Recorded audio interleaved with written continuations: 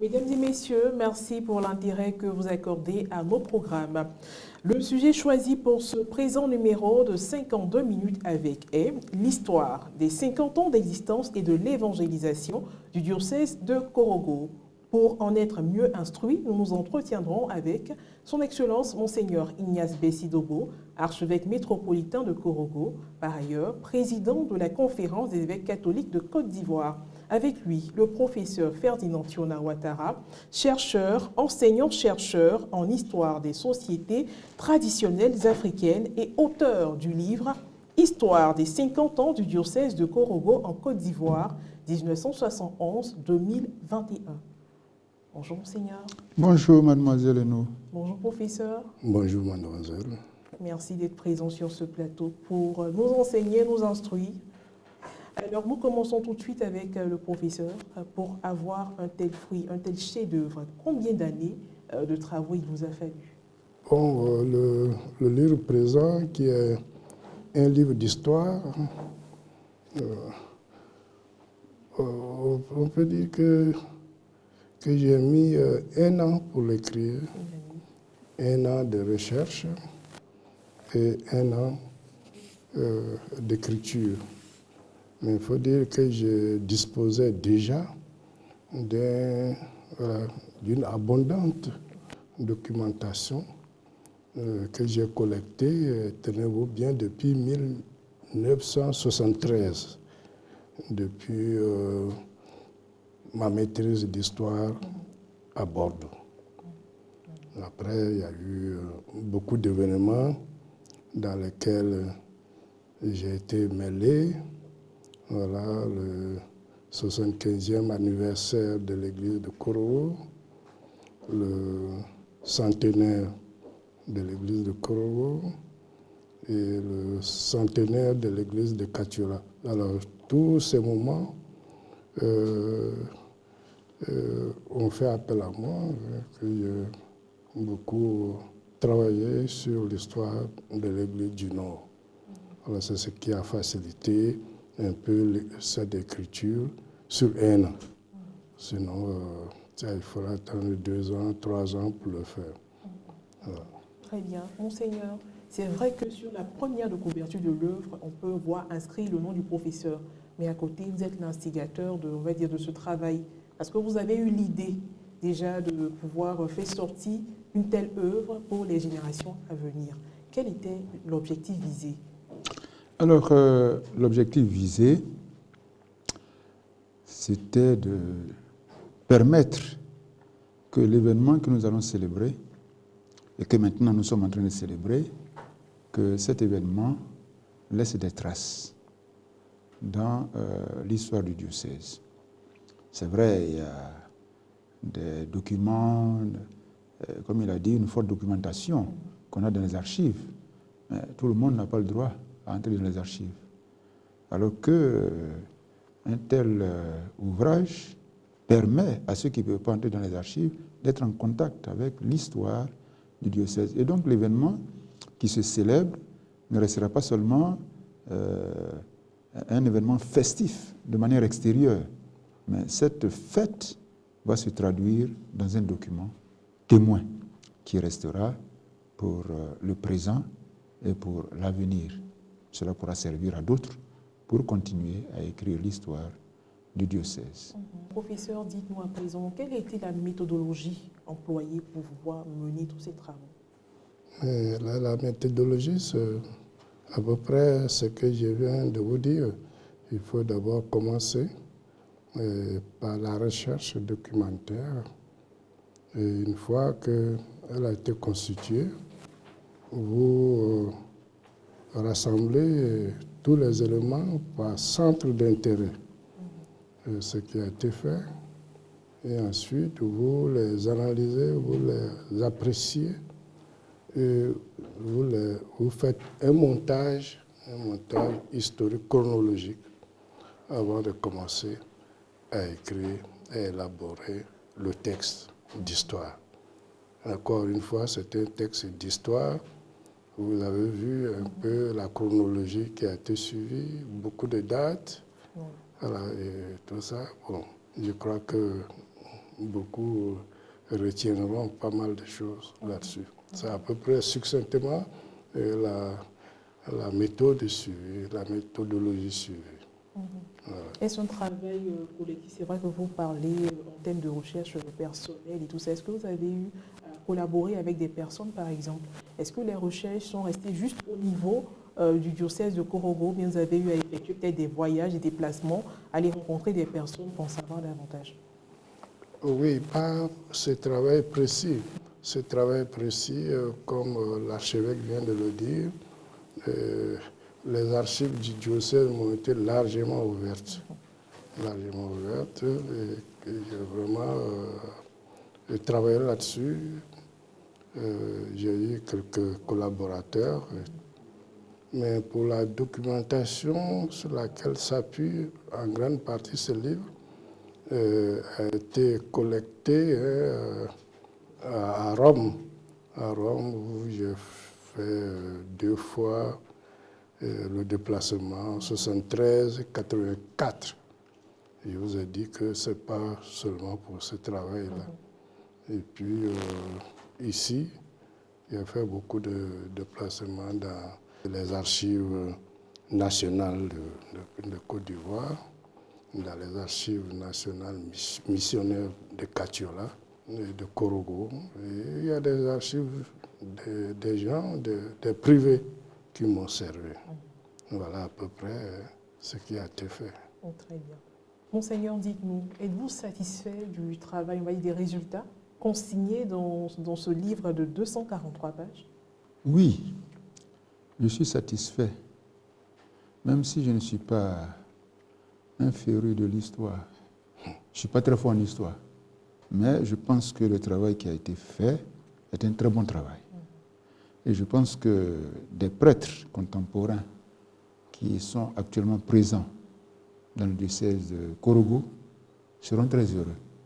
Parce que, comme il a dit, il a dû contacter toute une pléiade de personnalités, aussi bien les archives documentées que des individus qui ont été interrogés, parmi lesquels il y a des prêtres, des laïcs. Je pense que tous ceux-là seront très heureux de cet ouvrage. Et moi, le premier, je suis vraiment satisfait parce qu'au lendemain des grandes célébrations que nous allons vivre, quelque chose restera. Et quelque chose de très sérieux. Les sources historiques du diocèse de Korogo s'étendent de 1904 à 1971. Le diocèse a été créé en octobre 1971, mais tout part d'une histoire qui prend ses sources dans celle de l'évangélisation du nord de la Côte d'Ivoire. Quels étaient les premiers missionnaires dans la ville de Korogo, professeur? Les premiers missionnaires sont montés, disons, sur mission du préfet apostolique d'alors, Monseigneur Alexandre Amar, qui a choisi un missionnaire du nom de Jean-Marie Bedel pour monter, aller fonder au nord de la Côte d'Ivoire une mission. Et Jean-Marie Bedel s'est adjoint certains collaborateurs, un certain Ferdinand Fer, et puis Jean-Louis Meus, qui les premiers, les 3, étaient destinés pour le Nord. Ils sont partis pour le Nord. Et comment les premières missions ont-elles été fondées? Les premières missions catholiques? Oui. Mais Korogo a été la première mission catholique qui a été fondée après 2 voyages des missionnaires, des 3 missionnaires. J'ai oublié tout à l'heure quand même de souligner qu'ils avaient un catéchiste. Un catéchiste africain. Oui, un catéchiste africain du nom de Lui Wandete. Un catéchiste africain pour tirer la couverture un peu, Senufo. C'est parti de la région de Dabakala. Bon, son histoire est connue. Donc, c'est lui qui était avec les 3 autres missionnaires pour aller fonder la mission de Korogo, après 2 voyages, et après que un terrain leur soit accordé par le chef de canton, alors Coulibaly Peleforo-Bon. Alors, professeur, nous avons différents thèmes. On a mission catholique et également préfecture apostolique. C'est ça. Comment s'est fait ce passage-là de mission catholique à préfecture apostolique? Qu'est-ce que c'est exactement une préfecture apostolique? C'est une station principale fondée en terre de mission. La terre de mission était constituée par le nord de la Côte d'Ivoire. Voilà, donc, après la création en 1909, c'était une mission. Et après, Kachula a été créé en 1908. Et à la suite d'une visite du préfet apostolique dont je vous ai parlé, il a décidé de créer la préfecture apostolique de Korogo. Probablement pour la distance que lui-même avait parcourue pour aller les visiter, il a vu. Donc la distance et la distance aussi entre les 2 missions. Alors, je pense qu'il a jugé bon de leur accorder cette création ecclésiastique, préfecture apostolique. D'après ce que nous avons vu dans l'œuvre, 5 préfets apostoliques se sont succédés et à côté d'eux, le catéchiste africain, Louis Wandété. C'est ça. Monseigneur, c'est vrai que vous n'êtes pas historien, mais est-ce que vous pouvez nous dire un mot sur la façon dont se déroulait l'évangélisation à l'époque coloniale? Quand je regarde un peu l'histoire, 1895, les missionnaires sont arrivés à Bassam, et en 1902 déjà, ils avaient fait une mission d'exploration au nord, pour marquer une présence.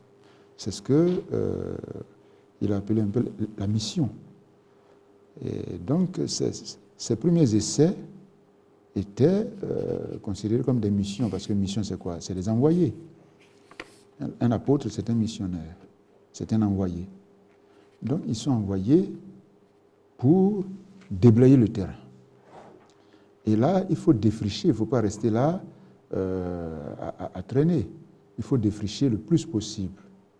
Et je crois que c'est ce qu'ils faisaient. Et puis après, on installait une structure pour approfondir ce qu'on a défriché. Et petit à petit, la structure prenait forme et plus tard devenait une paroisse. Et dès que la paroisse est là, automatiquement, on cherche aussi à essaimer en dehors d'elle pour mettre des stations secondaires pour de la paroisse à aller, ou de la mission centrale, à aller vers les périphéries pour faire naître des communautés. Et ainsi de suite. Je pense que d'une manière globale, c'est un peu cette procédure qui est utilisée. D'ailleurs, aujourd'hui aussi, c'est un peu cette manière de faire. À partir du centre qui est consolidé, on va vers les périphéries pour y implanter des communautés. Et quand elles se consolident, à partir d'elles, on va vers d'autres. Donc, et d'ailleurs, c'est conforme aux actes des apôtres. Le Seigneur Jésus, quand à l'ascension, avant la Pentecôte, il disait aux apôtres, restez à Jérusalem jusqu'à ce que je vous envoie l'Esprit Saint. Alors vous serez mes témoins. 1, à Jérusalem. 2, en Judée. 3, en Samarie. Et 4, jusqu'aux extrémités de la terre. Donc il y a un noyau central par lequel on commence et ensuite on va vers les périphéries jusqu'à ce qu'on arrive aux extrémités de la terre. Je pense que c'est la même procédure de manière globale qui a été utilisée par les missionnaires. Professeur, dites-nous, quelles étaient les actions menées par ces missionnaires, ces premiers missionnaires dans la ville de Korogo? Le premier préfet apostolique, Monseigneur Pierre Kernu-Vinend, n'a pas réalisé beaucoup de choses. Il n'a pas eu le temps à cause de la maladie et à cause de la Première Guerre mondiale. Donc, il est rentré en France. La maladie a continué et il est mort. Monseigneur Joseph Dis lui a succédé. Lui, il a fait beaucoup de choses. déplacé les premières missions de leur premier site. Il a construit aussi des établissements de formation, commencé un petit séminaire et il a beaucoup fondé des missions d'évangélisation. Entre autres, Sremachali en 1922, Tafire 1924, Ferkesedou 1925, Koutou 1927, Boniredou, je crois, en 1936, et Nyakara en 1937. Voilà à peu près les grandes missions, les grandes actions qu'il a menées. Monseigneur Wolf, il n'a pas eu aussi de chance de faire beaucoup de choses, parce que nommé en janvier 1938, il est mort en août 1938, il n'a eu que 8 mois. 8 mois, mais il a quand même pu fonder une mission dans l'Est, la mission de Transia. À lui a succédé Monseigneur Wok. Lui, il a fondé le petit séminaire de Ferkesedougou, qui est maintenant le centre Monseigneur Wolf. Et il a créé 2 autres stations d'évangélisation dans l'Est, Tankessé et Bondoukou, en 1940. Et à la suite, Monseigneur Émile Duré-Aimé lui a succédé. Lui, il a fait beaucoup. Il a fait beaucoup de choses. Et tout simplement, il a été un peu gêné dans son action par la mort de catéchisme Louis Wandete en 1949.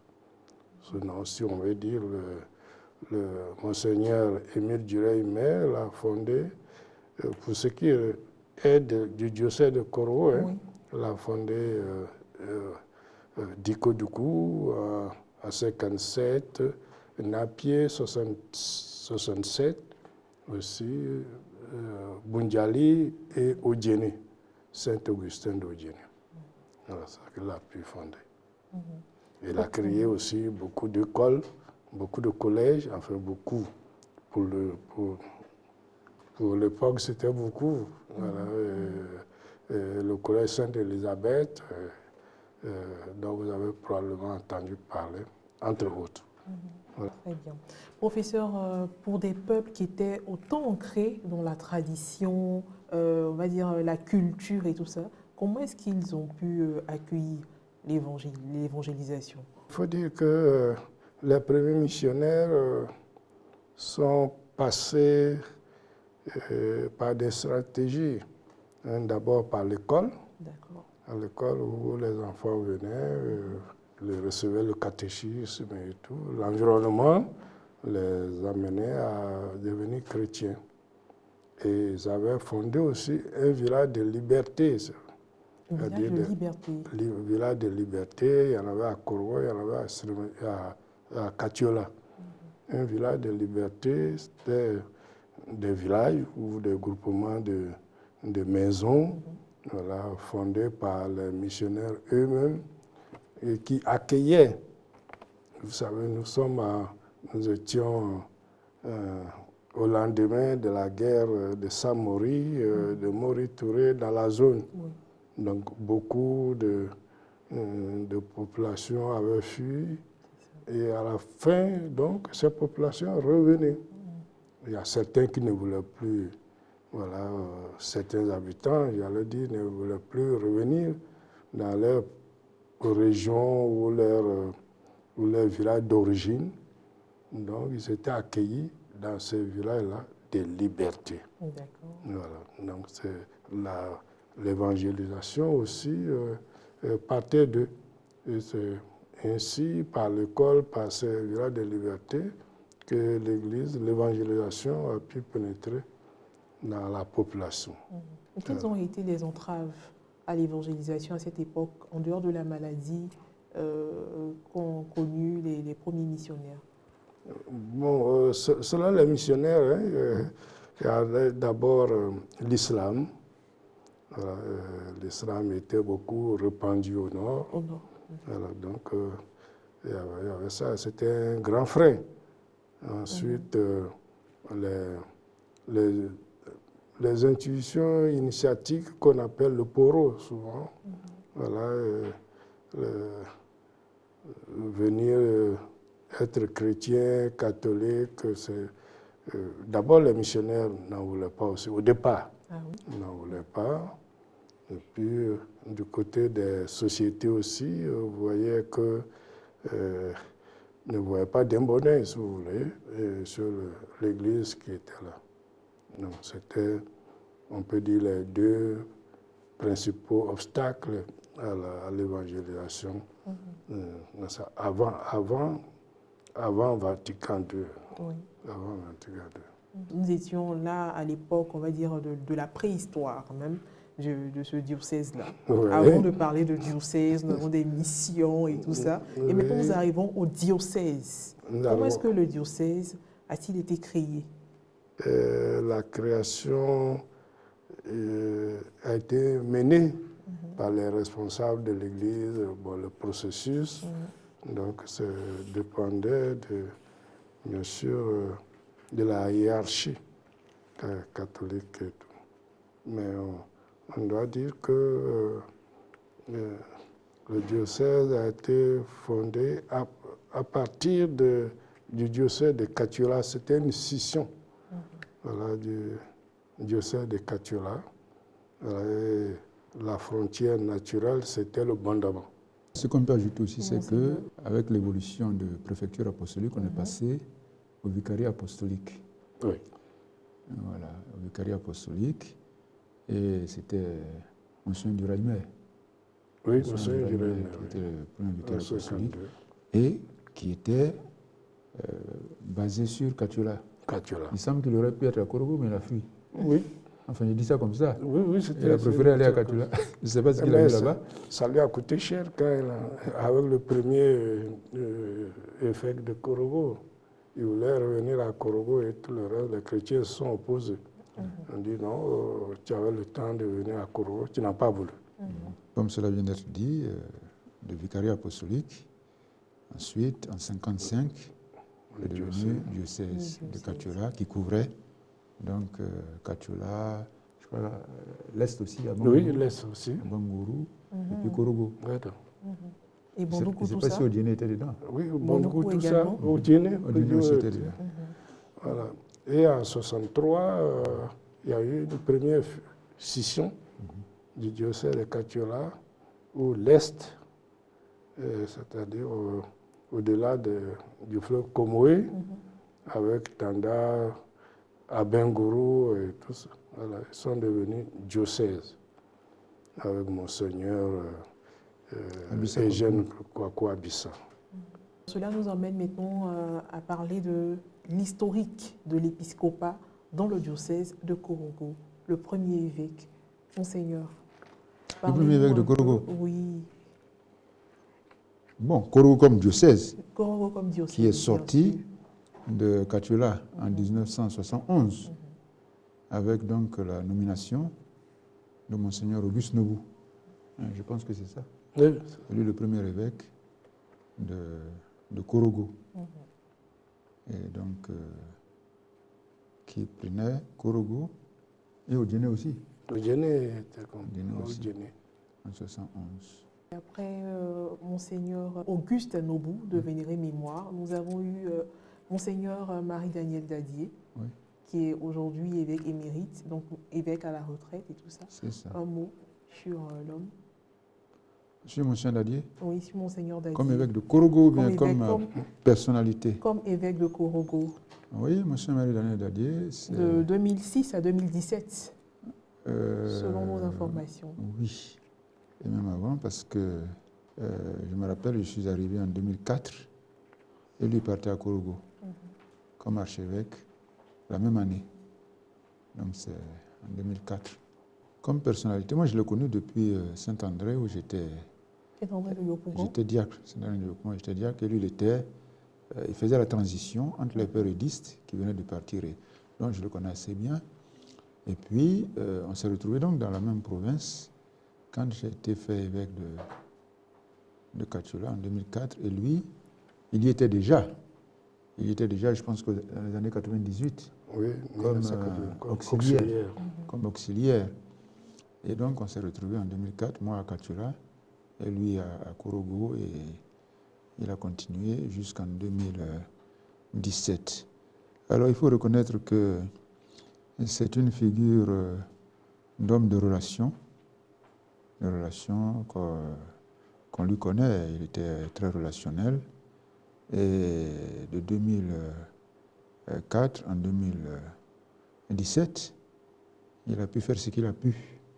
Et ce que je retiens de sa pastorale, c'est surtout la pastorale vocationnelle. Parce que M. Nobu est très préoccupé par l'importance de l'immersion dans la culture, a plutôt axé sa pastorale sur la formation des catéchistes et même sur la création d'une sorte de communauté, pour ne pas dire congrégation, des frères catéchistes. Et donc pour vraiment entrer dans mais il n'a pas vraiment développé la pastorale vocationnelle en tant que telle pour les prêtres. Pour les prêtres. Il y en a qui sont devenus prêtres, parfois même contre son gré. Mais M. Marie-Daniel a vraiment fait une ouverture assez forte relativement à la pastorale des vocations. Il y a eu beaucoup de prêtres qu'il a ordonnés. Malheureusement, et ça c'est une limite de cette pastorale, c'est qu'il n'a pas insisté sur la possibilité locale que des sénophos qui sont chrétiens puissent embrasser le sacerdoce. Bon, bien sûr, avant lui, il y avait des sénophos qui sont devenus prêtres, hein, mais il a beaucoup ouvert la vocation à tout venant de partout. Donc des gens sont venus, sont devenus prêtres, nombreux. Malheureusement, bon, c'est des gens qui sont venus d'ailleurs et dont le cœur était ailleurs aussi. Et voilà, donc si je peux retenir quelque chose de son temps de passage, c'est vraiment cette pastorale de vocation. Pastorale de vocation qui a permis de voir beaucoup de prêtres aujourd'hui, hein, de Korogo, dont une grande frange est venue des autres diocèses du pays et même d'autres pays. Oui, Oui, si vous le permettez, je vais ajouter effectivement aussi son courage de pasteur, le courage de Monseigneur Dadier. Vous savez, au cours de ce qu'on appelle la rébellion, voilà, beaucoup de chrétiens avaient fui la zone et tout. Mais lui, en 2002. Oui, la crise de 2002, la rébellion de 2002, beaucoup de chrétiens avaient fui, avaient quitté la zone. Mais lui, Daniel, Monseigneur Daniel, il n'est pas parti. Il est resté sur place. En ce temps, bon, il était évêque de Kachiola et tout le reste, et administrateur du diocèse de Korogo. Il n'est pas sorti, il est resté sur place. C'était quand même admirable. Et comme évêque de Kachiola, il a dû se faire conduire à moto pour aller jusqu'à Kachiola. C'est quand même 200 km. Bon, un jeune, c'est facile à faire, mais un ancien, c'est... Alors, Monseigneur, nous avons eu à parler de l'épiscopat, donc des évêques, également des prêtres, la pastorale des vocations. Mais qu'en est-il des fidèles laïcs eux-mêmes, avec la création des mouvements? Pendant les 50 ans, ça c'est Ferdinand qui peut savoir. D'abord, lui, il est laïc de Korogo. Oui. Donc, il a vu comment les laïcs ont été impliqués, ont été pris en compte, ont été organisés, ont participé à l'évangélisation. Il pourra peut-être... oui, je pense qu'il n'y a pas eu une organisation spéciale. C'est par les CB Communauté ecclésiale de base. Voilà. Puis c'est par les CB qu'ils ont beaucoup se sont intéressés à l'évangélisation. Tout ça. Et les mouvements de jeûne. Oui, bien sûr, aussi. Il y a eu beaucoup de mouvements de jeûne. Les CVAV, beaucoup de mots qui sont là, qui ont été créés aussi. c'est par là qu'ils se sont intégrés davantage. Comment le diocèse de Korogo devient-il archidiocèse de Korogo? Est devenu archidiocèse de Korogo avec Monseigneur Auguste Nobou, qui était l'évêque de Korogo.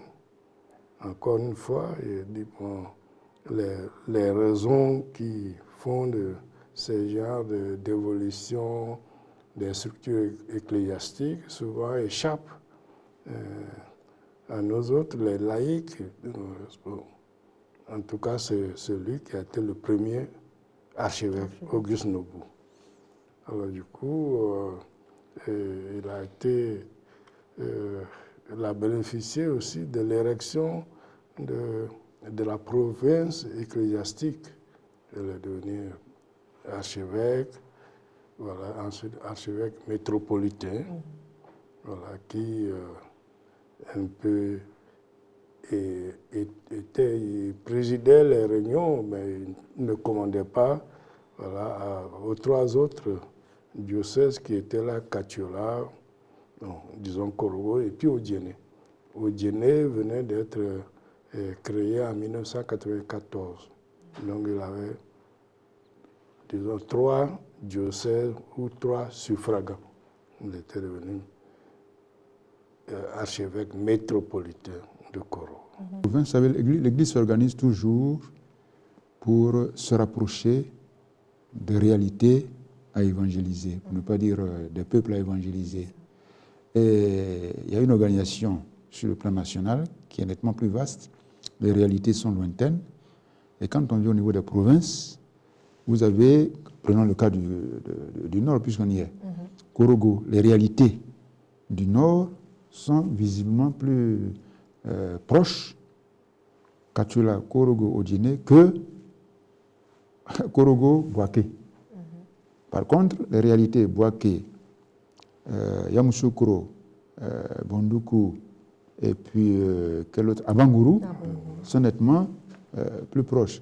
Abidjan, pareil, Yopougon, Abidjan, Bassam, maintenant Beauville, Gagnoua, Man, Daloa, San Pedro. Donc, ces regroupements permettent une pastorale d'ensemble plus efficace. D'où les provinces sont nées pratiquement en même temps. C'est en 95, je ne sais pas. 94. Donc les provinces sont nées à Abidjan, Boaké, Gagnoua et puis Korogo, pour avoir une pastorale d'ensemble qui tienne compte des réalités culturelles qui se rapprochent, qui sont semblables.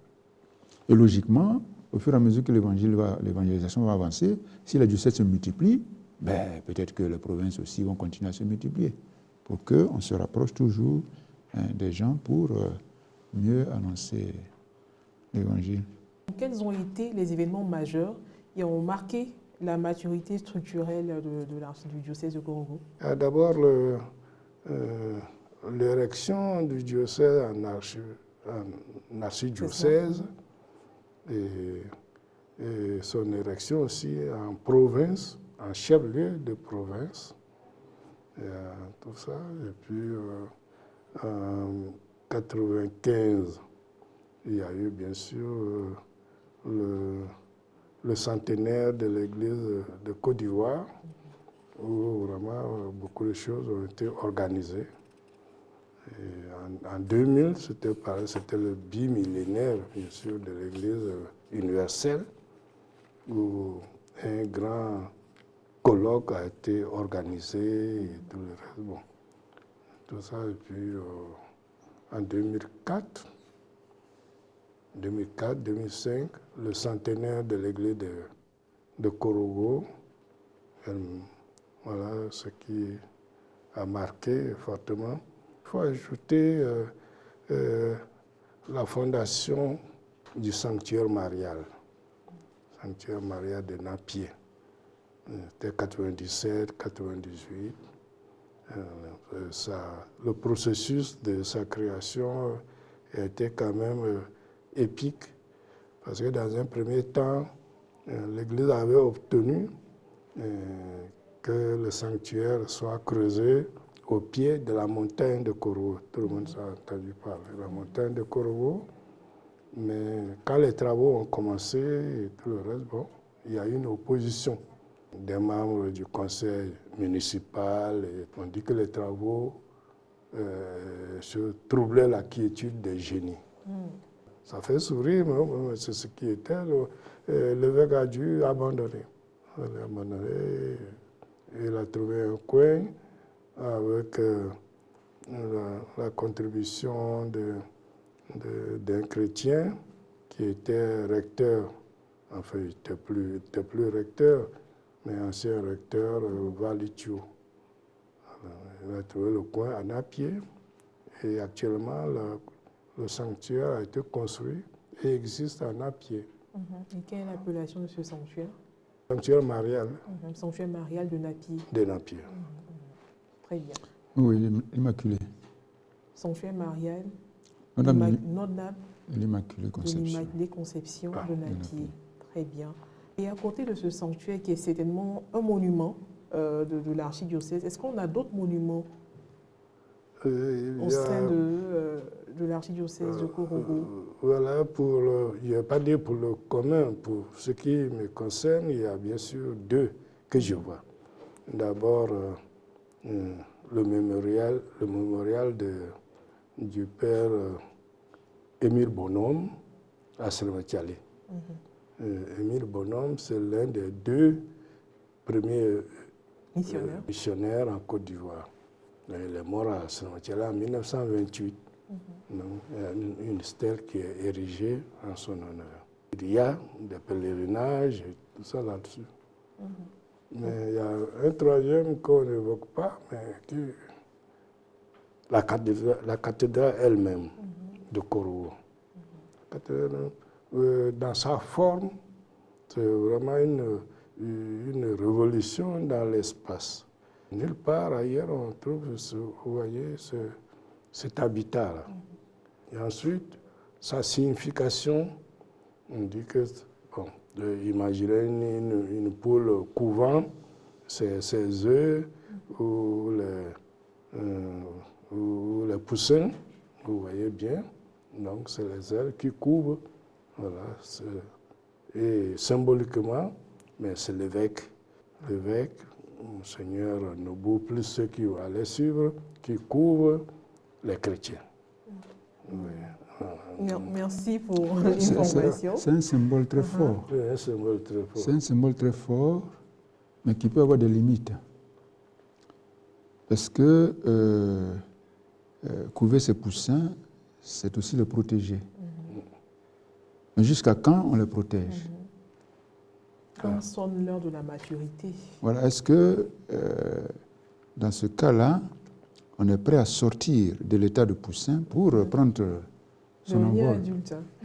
devenir adulte? Et là, on n'a plus besoin des ailes de la maman, de la chaleur de la maman, de la mère poule pour se protéger.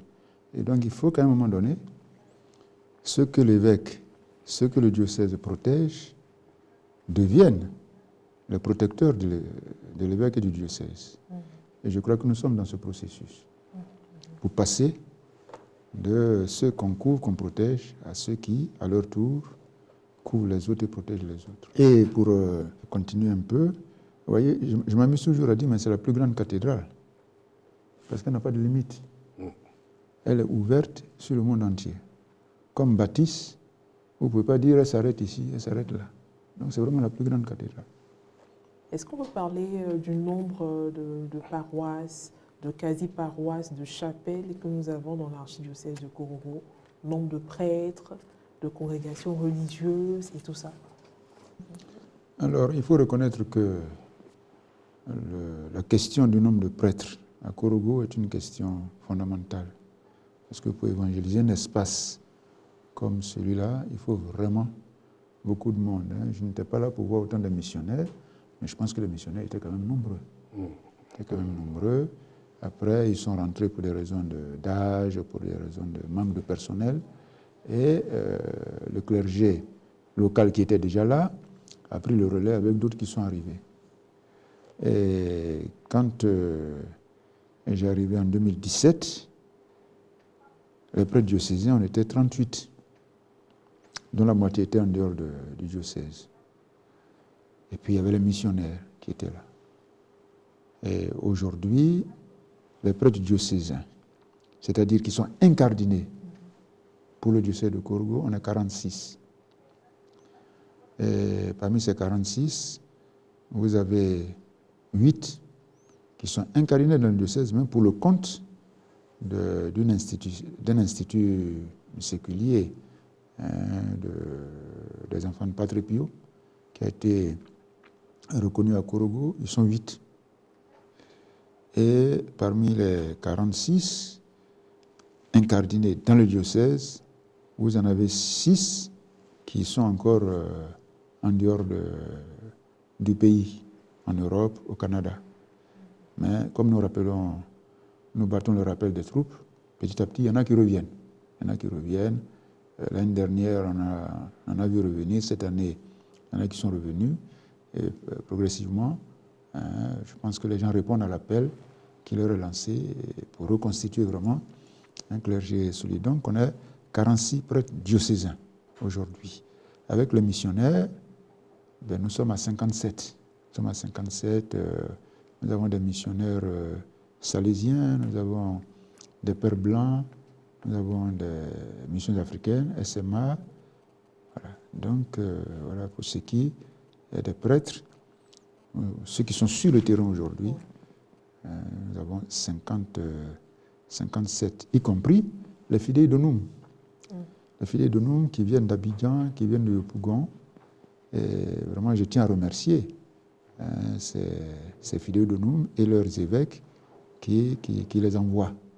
Ils ont entendu vraiment l'appel de l'archidiocèse de Korogo et ils ont augmenté leur nombre. J'ai demandé à l'archidiocèse d'Abidjan, à Yopougon, de constituer vraiment un bloc d'au moins 5 prêtres. Et ça a été fait, si bien qu'aujourd'hui, pour nos 26 paroisses et quasi-paroisses, nous avons 2 prêtres pour chaque paroisse. Et c'est important parce que autrement ils étaient par endroit 1 et c'est difficile. Alors comme il a dit, on a 26 paroisses aujourd'hui, mais en réalité, il y avait plus que ça. Mais vu le manque de prêtres, et parfois même le manque d'infrastructures, parce qu'une paroisse, ce n'est pas seulement l'idée, c'est des infrastructures. On a dit, il faut regrouper les choses, le temps que, avec le nombre de prêtres, on puisse repartir. Et c'est ce qui a été fait au point qu'aujourd'hui, parmi les 26 paroisses, il y a 2 quasi-paroisses, dont l'une est ouverte cette année, Blességué, qui avait été déclarée paroisse, mais il n'y avait pas ce qu'il fallait, il n'y avait pas de prêtre. Donc cette année, on a considéré ça comme une quasi-paroisse avec 2 prêtres qui vont commencer la pastorale là. Donc voilà un peu pour ce qui est de la configuration du diocèse en ce qui concerne les prêtres. Mais nous avons aussi l'apport non négligeable des congrégations religieuses. Il a évoqué le collège Sainte-Élisabeth qui a été fondé par Monseigneur Duraimer, mais dont la gestion est confiée aux sœurs filles de la Croix, qui y sont depuis des années et qui ont produit et qui produisent toujours de très bons résultats. Ce collège faisait 100% tout le temps. Quand il n'y avait que les filles, quand les garçons sont venus, ça baissait un peu. Voilà.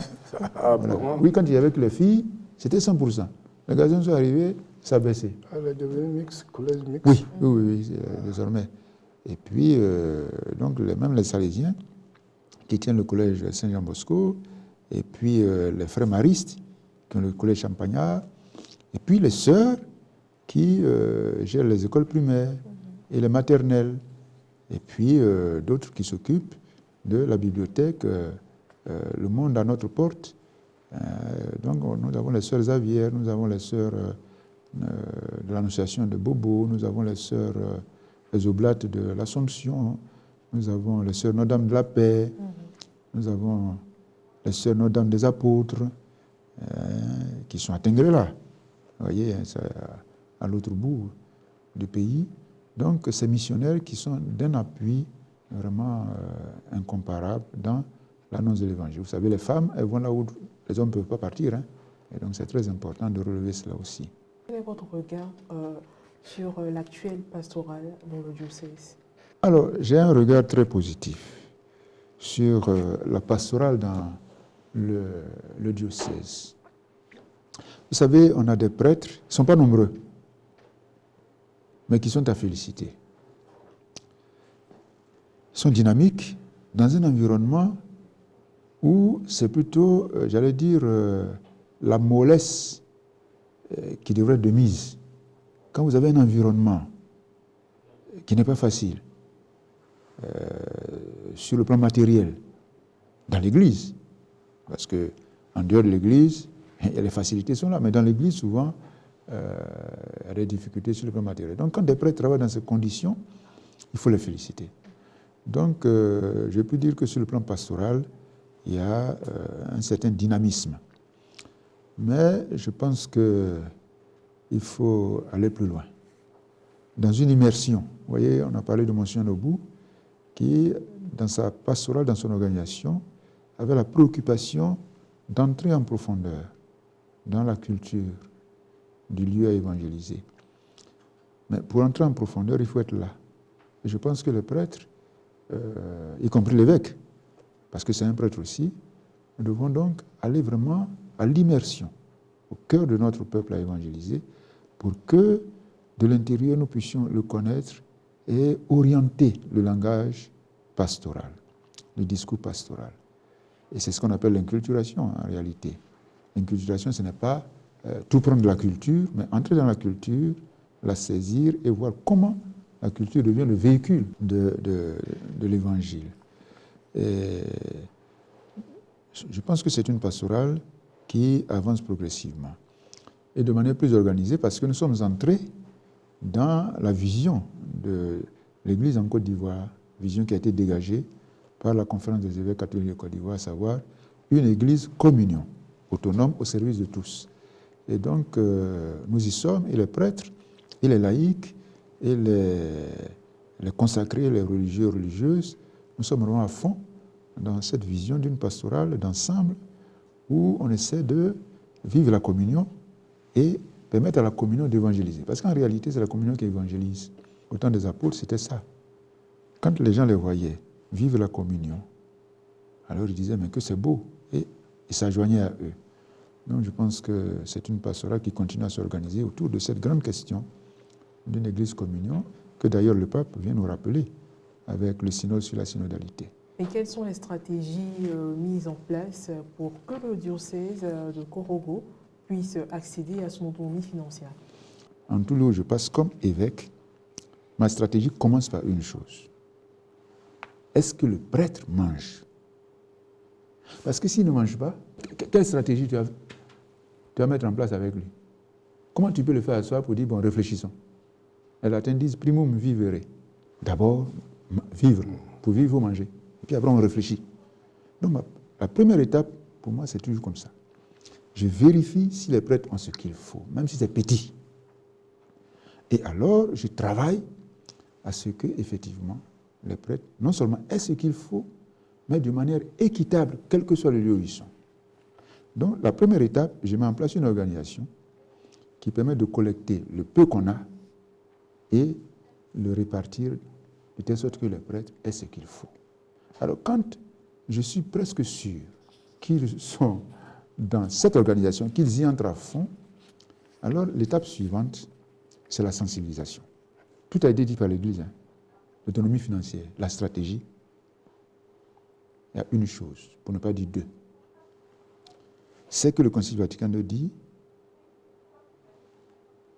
que le prêtre, en tant que clerc, pour qu'il ait ce qu'il faut pour faire son travail, c'est de l'obligation des fidèles laïcs. C'est tout. La stratégie, là, c'est que les laïcs doivent savoir que pour que l'autonomie financière advienne, c'est leur obligation. Donc ça, maintenant, qui doit leur faire comprendre que c'est leur obligation? C'est l'évêque. Bien sûr, l'évêque qui travaille avec les collaborateurs, les prêtres. Mais le Concile Vatican II dit, l'évêque, c'est de son devoir d'informer les fidèles pour qu'ils comprennent que c'est leur obligation. Une fois que ça, c'est fait, à mon avis, on est déjà sur la voie de l'autonomie financière. Ce qui va venir après dépendra de ça. Des laïcs sensibilisés par leur évêque, qui a le courage du discours, qui est pour lui une prophétie, une mission prophétique. Moi, je dis toujours, un évêque qui ne parle pas d'argent, il ne fait pas son travail. Bon, il ne faut pas trop en parler. Mais il faut en parler parce que le Concile nous fait l'obligation d'en parler. Il dit c'est notre devoir. Donc si tu ne parles pas, tu ne fais pas ton devoir.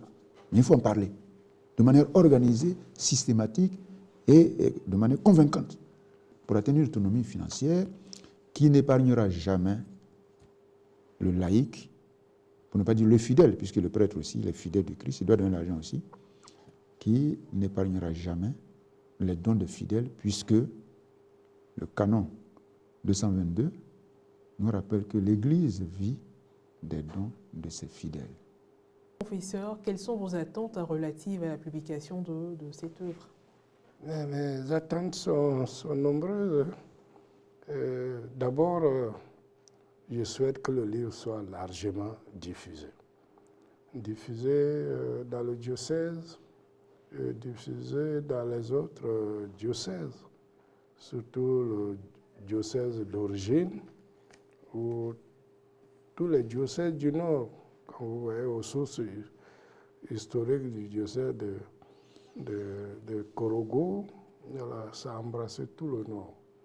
Il serait souhaitable que le livre soit connu un peu, c'était un peu difficile, mais soit connu à ce niveau-là. Et je souhaite aussi que chaque prêtre possède un peu son livre, il ne va pas dire c'est 50 ans, voilà, qu'il le lise pour comprendre. Et la publication arrive à propos, parce que cette année, il y a eu un vaste mouvement de prêtres, de changement de mission, de station. Quand vous arrivez dans une mission et que vous arrivez, vous ne savez rien jusqu'à présent de cette mission, vous le prenez, vous le lisez, il y a au moins le minimum qui est là. L'histoire maîtresse de vie, hein. Oui. L'histoire maîtresse de vie, et c'est bon que les gens aient ça en main et aussi dans leur cœur pour que ça oriente leur vie. Ça permet d'éviter des erreurs du passé, mais d'approfondir des méthodes du passé qui ont été très utiles. Et donc, je souhaite que cet ouvrage fortifie encore plus l'amour des pasteurs ecclésiastiques, l'amour des pasteurs laïcs pour le diocèse de Korogo. En connaissant son histoire, que cela développe encore plus leur amour pour ce diocèse et que vraiment ils s'engagent dans la communion à continuer son évangélisation en profondeur. Merci infiniment, Excellence Monseigneur Ignace Besti-Dogo, archevêque métropolitain de Korogo, président de la Conférence des évêques catholiques de Côte d'Ivoire. Merci également à vous, professeur Ferdinand Tiona Ouattara. Merci pour ce chef-d'œuvre. Merci à vous, chers téléspectateurs, d'avoir suivi cette émission. Elle touche à son terme. N'hésitez pas à aller à la découverte du diocèse de Korogo en vous procurant bien évidemment l'œuvre. Que Dieu nous garde. À très bientôt.